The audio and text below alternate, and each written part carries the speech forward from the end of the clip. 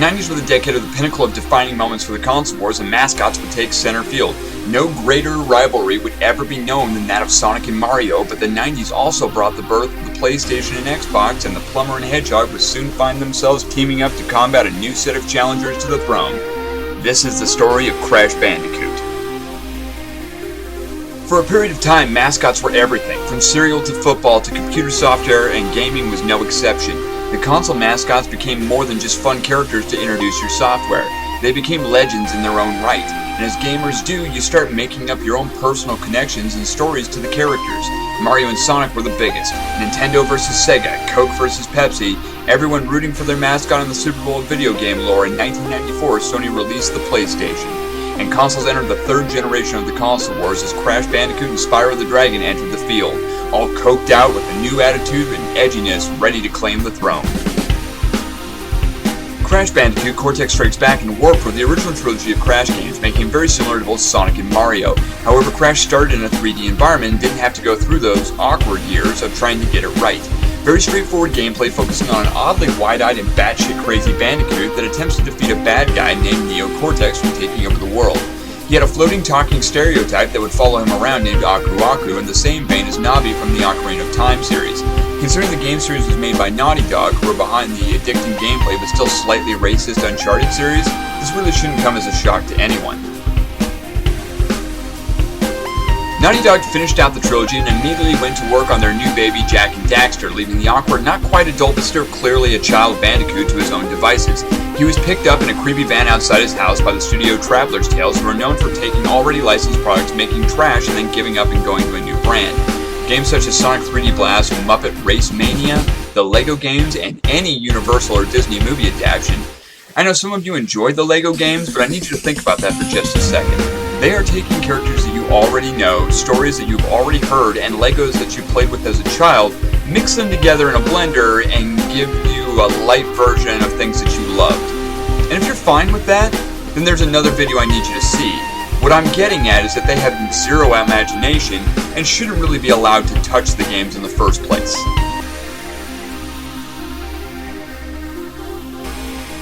The next 4 games in Crash's story came from 2 different companies. The first 2, Rapid Cortex and Twinsanity, came from the uninspired Traveler's Tales, with minor changes to gameplay very similar to what they're doing now with the LEGO games, that had light tongue-in-cheek jokes, but overall nothing that you haven't seen before, anything that made them really stand out on their own.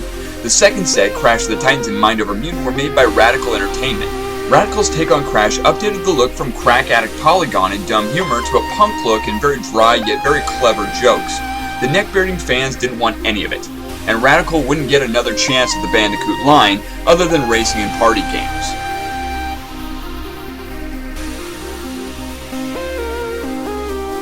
Speaking of racing and party games, game companies often look to what Mario did with Nintendo in order to emerge the victor of the Gen 1 console wars.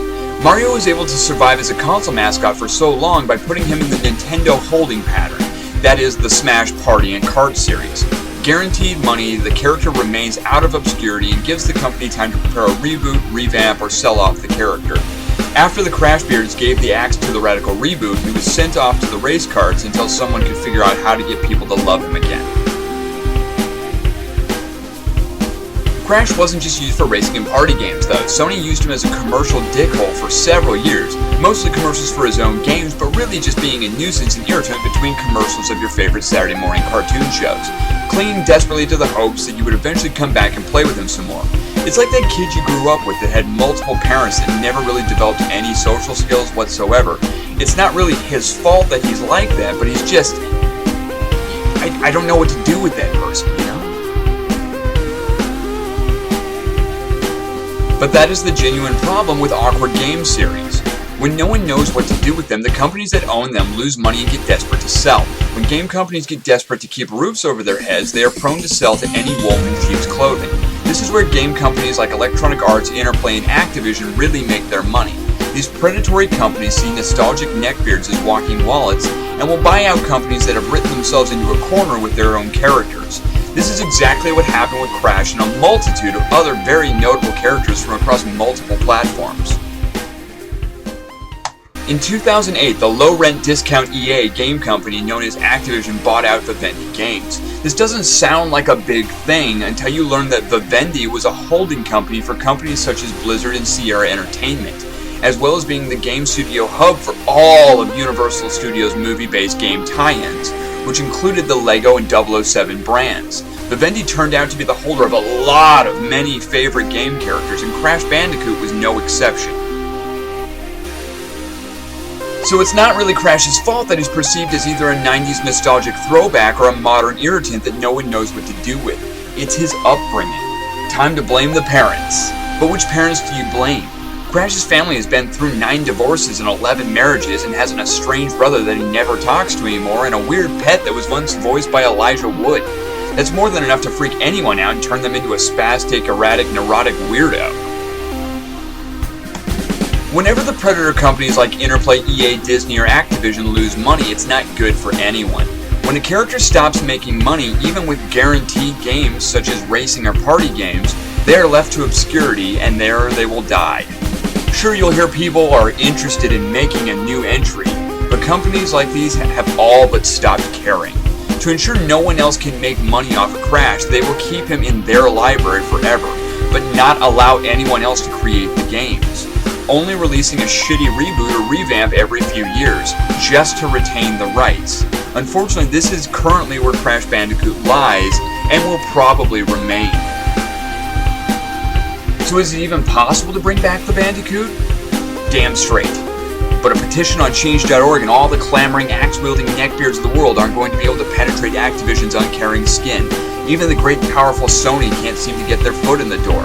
Activision has Crash right where they want him, but Activision doesn't own any of these characters. Universal does. That's right, the movie company that Activision licenses all of their content and intellectual property from. That's how you get Crash back.